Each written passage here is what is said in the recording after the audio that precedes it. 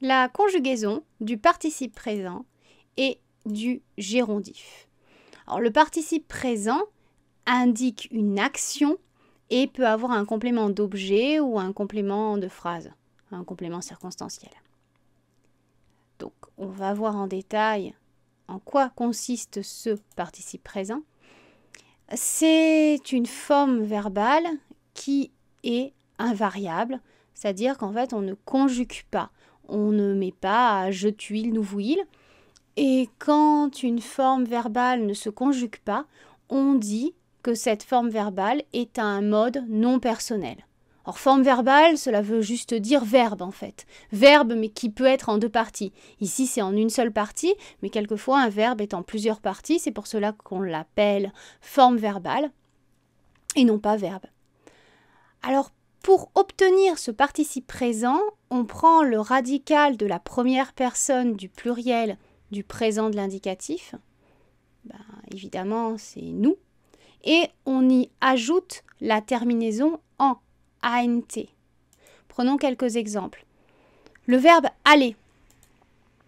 Le verbe aller, on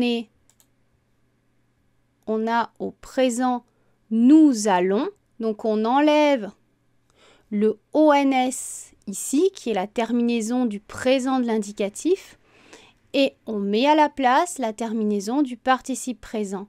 Cela donne allant.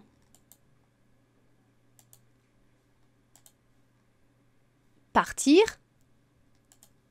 Au présent de l'indicatif, partir fait nous partons. On enlève la terminaison du présent de l'indicatif et on met ANT à la place. Partant. Le participe présent remplace en général une proposition subordonnée.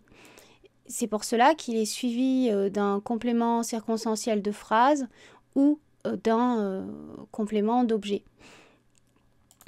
Alors, on va prendre une phrase dans laquelle il y a un participe présent. Voici une performance surpassant tout. Surpassant est un participe présent. On peut remplacer surpassant par une proposition subordonnée. En fait, surpassant évite de mettre la proposition subordonnée relative qui surpasse tout. Donc surpassant tout à la place de qui surpasse tout. À la différence du participe présent, le gérondif désigne la forme adverbiale du verbe. Alors, il ne faut pas s'inquiéter de ce terme forme adverbiale du verbe. Cela signifie tout simplement que le gérondif apporte une précision sur le verbe dans la phrase. Il donne une information sur le verbe. C'est ce que fait généralement un adverbe. Apporter une précision sur le verbe. Le gérondif a beaucoup de ressemblances avec le participe présent. Donc la deuxième partie du gérondif est la même que le participe présent. La seule différence, en fait, c'est que l'on rajoute en, en, et cela forme le gérondif. Pour prendre un exemple, en tentant de tricher, il s'est fait remarquer. Ici, tentant tout seul, s'il était présent tout seul, ce serait un participe présent. Comme il est précédé de en, on dit que c'est un gérondif. En tentant est un gérondif, alors que tentant tout seul serait un participe présent. C'est la seule différence qu'il y a entre le participe présent et le gérondif.